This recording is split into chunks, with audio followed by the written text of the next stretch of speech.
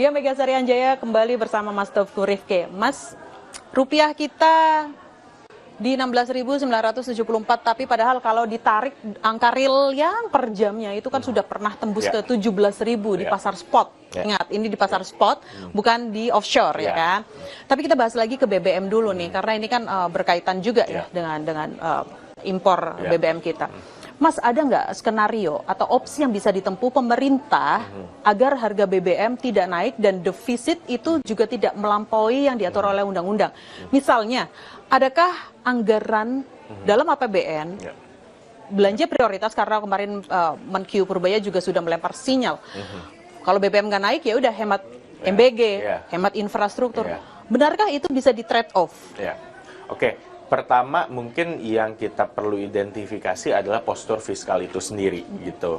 Kita kan tahu postur fiskal kita sangat terbatas, gitu. Debt service ratio artinya pembayaran utang plus cicilan pokok kita itu sudah 34% dari pendapatan. Artinya kalau kita dapat 100 gitu, sepertiganya tuh udah dipotong tuh buat kebutuhan utang. Belum kebutuhan lain-lain gitu, subsidi energi, kompensasi energi, lalu belanja pegawai dan seterusnya gitu. Nah, ada banyak ruang yang memang kita identifikasi bahkan sebelum adanya perang Iran-US ini, ruang-ruang efisiensi gitu, karena kita melihat sebetulnya di APBN kita itu masih ada ruang-ruang misalokasi sumber daya. Contohnya apa? Contohnya pertama adalah dari sisi MBG gitu. Ini saya untuk memberikan ilustrasi aja. Kalau dari Susenas itu dari datanya BPS, surveinya berapa banyak siswa yang kekurangan makan atau kira-kira tidak mendapatkan makanan bergizi, itu hanya 15% dari seluruh siswa. Sedangkan sekarang MBG dikasih ke 100% dari siswa. Artinya apa? Artinya ada 85% penerima yang sebetulnya nggak butuh gitu. Nah, itu adalah contoh ruang APBN yang sebetulnya sangat bisa diefisiensikan gitu. Nah, banyak hal-hal program-program flagship lain yang memang kata kuncinya adalah di APBN itu tidak targeted properly. Artinya entah dia terlalu luas, entah dia mistargeted, entah dia kemudian menyasar kelompok yang salah. Nah, ini sebetulnya bisa dilakukan efisiensi sehingga kemudian ada potensial untuk kemudian harga BBM nggak naik dan defisit nggak melebar. Tapi apa yang dibutuhkan dari ini adalah political willingness gitu. Apakah kemudian pemerintah bisa melakukan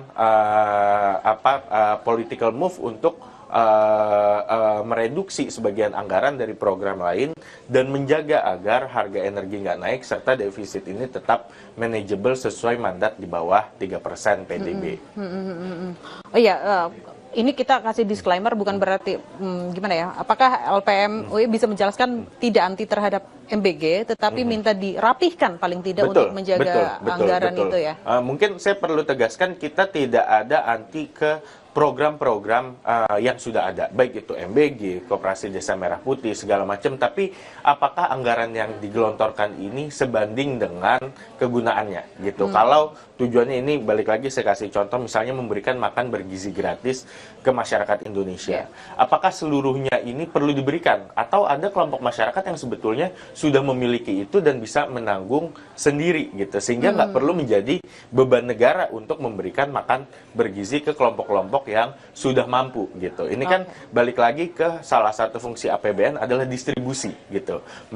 Memberikan dari si kaya ke si miskin agar kemudian kira-kira kondisi sosialnya lebih equal gitu atau menurunkan ketimpangan. Nah, ini yang saya ingin pertegas adalah semua program ini perlu didudukan pada strukturnya dan pada takaran yang pas gitu. Mari kita jernihkan lagi. Artinya multiplier effect subsidi BBM dan multiplier effect program-program pemerintah yang baru, MBG dan koperasi, jangkauannya berbeda ya.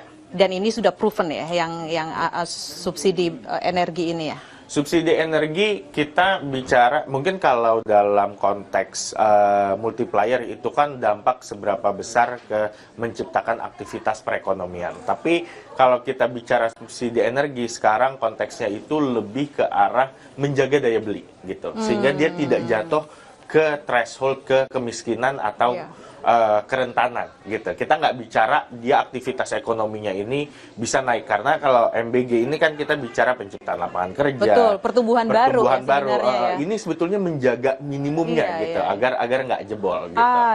Ini sekarang masalah prioritas nih. Apakah kita mau all out gitu mendorong ini, atau sebetulnya yang rentan ini kita kuatkan dulu fondasinya gitu.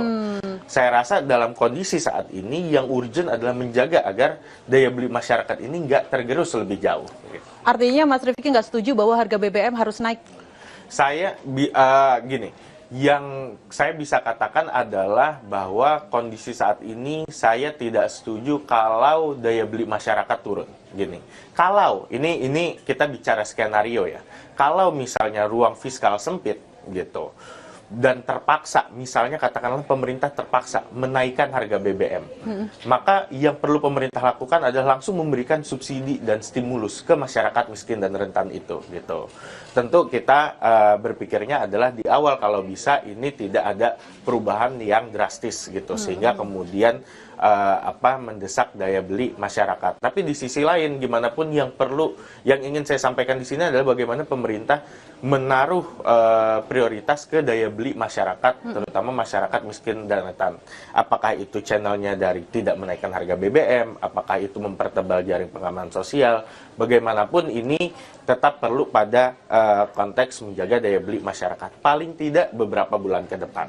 Tetapi Mas, kalau kita bicaranya konteks jaring pengaman sosial untuk masyarakat miskin ketika harga BBM naik, siapa yang berpihak ke kelas menengah? Ya. Nah, ini pertanyaan berikutnya. Ini yang mungkin jadi sering ada debat akademis ya.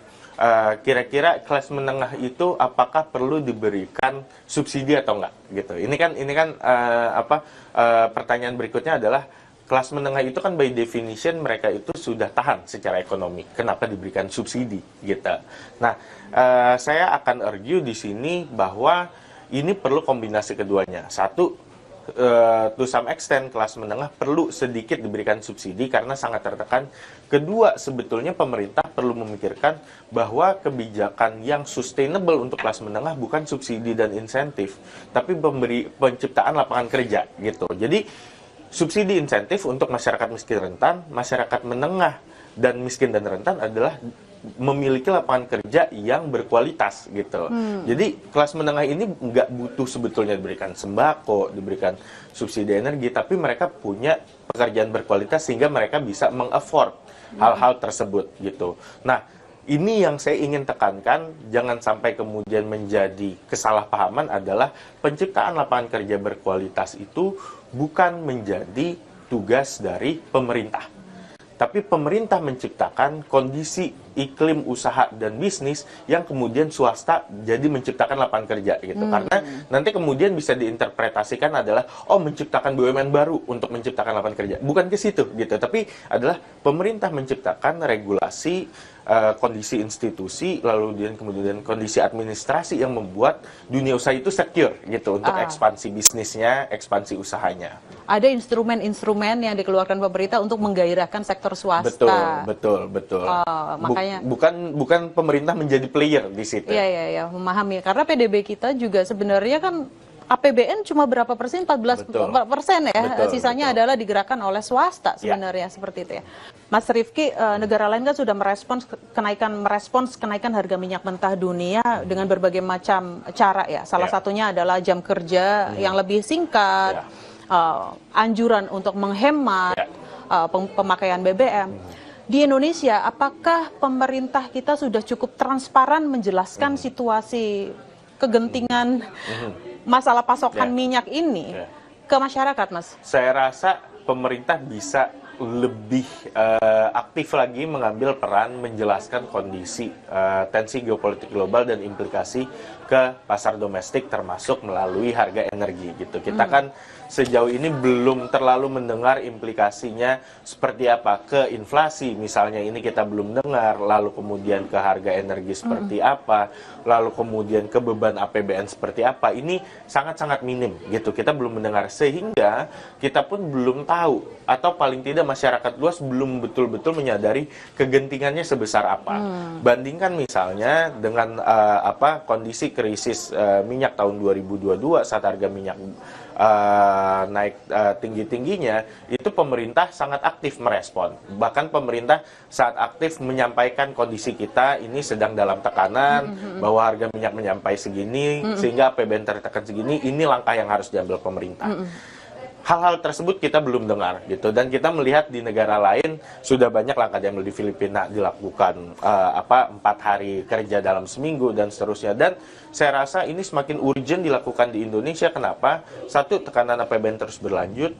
Kedua, kalaupun pemerintah tidak bisa menahan harga minyak dan harus menaikkan, ini momentumnya sangat-sangat genting karena kita mau memasuki periode Lebaran dan mudik gitu. Artinya masyarakat kan harus tahu gitu, kira-kira pemerintah akan menaikkan atau enggak, sehingga mereka tahu spendingnya berapa gitu. Karena juga masyarakat ini kan walaupun daya belinya sangat tergerus, mudik ini kan sebuah tradisi yang bisa jadi orang tidak mengurangi spendingnya gitu. Jadi tekanannya masih akan sangat besar, dan kalau tidak ada kepastian, jangan sampai nanti di ujungnya justru masyarakat dikagetkan dengan tiba-tiba naik atau apa, yang ini justru membuat masyarakat semakin sulit melakukan perencanaan keuangan ke depannya, dan daya belinya juga semakin tergerus. Apalagi setelah Lebaran ini kita tahu mungkin di periode tengah tahun sudah masuk masa musim sekolah baru gitu. Tentu pengeluaran juga baru. Ini perlu ada komunikasi dari pemerintah agar masyarakat bisa kemudian melakukan strategic planning terhadap